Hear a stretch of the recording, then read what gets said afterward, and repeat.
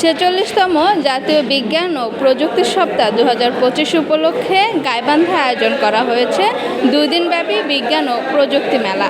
এ মেলায় অংশগ্রহণ করেছে গাইবান্ধা জেলার ৭টি উপজেলার ৫৫টি স্টল, অর্থাৎ ৫৫টি শিক্ষা প্রতিষ্ঠানের অংশগ্রহণে এখানে বিভিন্ন স্টলে প্রদর্শিত হচ্ছে নতুন নতুন বিজ্ঞান ভিত্তিক প্রজেক্ট।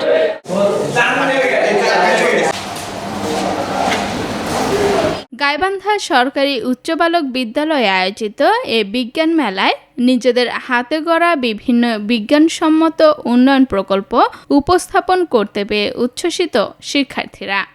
দেখে অনেক ভালো লাগলো, নতুন নতুন অনেক কিছু জানতে পারলাম। এরকম আরও যদি আয়োজন করা হয় তাহলে ভালো হবে আমাদের জন্য। মেলায় এসে এবার তো অনেক মজা লাগছে। আমরা ক্লাস 8 থেকে এখানে প্রকল্প দিচ্ছি বিভিন্ন ধরনের। তো এবার আমাদের প্রকল্পটির বিষয় হচ্ছে বাংলাদেশে যে পানি নিয়ে যে সমস্যাগুলো আছে এগুলো সমস্যার সমাধানের লক্ষ্যে আমরা কাজ করছি। আমাদের বায়ুর যে চৌলি বাষ্পটা রয়েছে ওটার মাধ্যমে আমরা বিদ্যুৎ উৎপন্ন করব এবং বিদ্যুৎ উৎপন্ন করার পর আমাদের যে ফ্লাড বা যে কোনো দুর্যোগের সময় যে আমাদের যে বিদ্যুৎ বিভ্রান্তি হয় সেটা কিন্তু আমরা এটার মাধ্যমে আমাদের সাধারণ মানুষদের বাসা বাড়িতে বা হচ্ছে মিলস বা ফ্যাক্টরিসে আমরা কিন্তু এই বিদ্যুৎটা সাপ্লাই দিতে পারবো।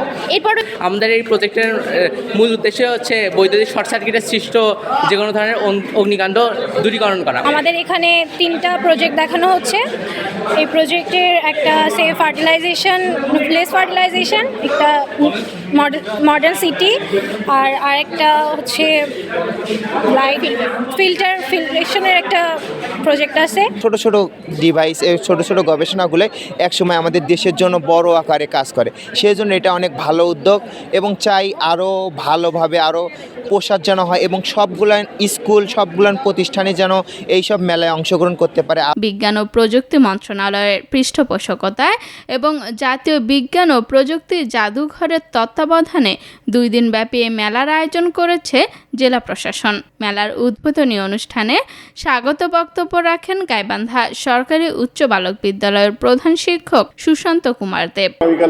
বিকেল 4টা শেষ পর্যন্ত সকলে আপনারা সুন্দরভাবে এই অনুষ্ঠানটা উপভোগ করবেন, অংশগ্রহণ করবেন, এই আশাবাদ ব্যক্ত রেখে এতে সভাপতিত্ব করেন অতিরিক্ত জেলা প্রশাসক শারমিন আক্তার। নতুন নতুন প্রযুক্তি উদ্ভাবনে শিক্ষার্থীদের বিজ্ঞান ভিত্তিক জ্ঞান শেয়ারিংয়ের জন্যই এ মেলার আয়োজন বলে জানান তিনি।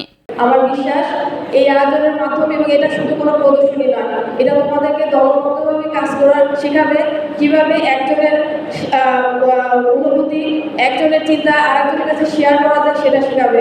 তোমাদের দক্ষতা বৃদ্ধিতে আমাদের এই আয়োজন সহায়ক ভূমিকা পালন করবে বলে আশা করি।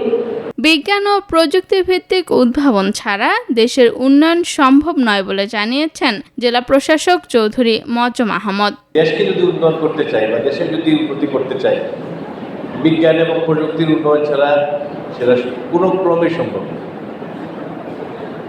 বিজ্ঞান ও প্রযুক্তি গবেষণা সে খাতে যদি আমরা উন্নয়ন করতে না পারি, আমাদের বিশেষ করে আমাদের যারা ইয়াং জেনারেশন আছে, আমাদের ছাত্রছাত্রী, তাদেরকে যদি আমাদের বিজ্ঞান শিক্ষা যদি উৎসাহিত করতে না পারি, তাহলে কিন্তু আমরা যে প্রকৃত যে উন্নয়ন এবং একেবারে সবাইকে নিয়ে যে উন্নয়ন, সেই উন্নয়নটা আসলে সম্ভব হবে।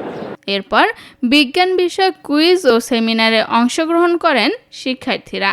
এর আগে বিভিন্ন স্টল ঘুরে দেখেন জেলা প্রশাসক চৌধুরী মজ্জম আহমদ। আফসানা মিমি, রেডিও সারাবেলা, গাইবান্ধা।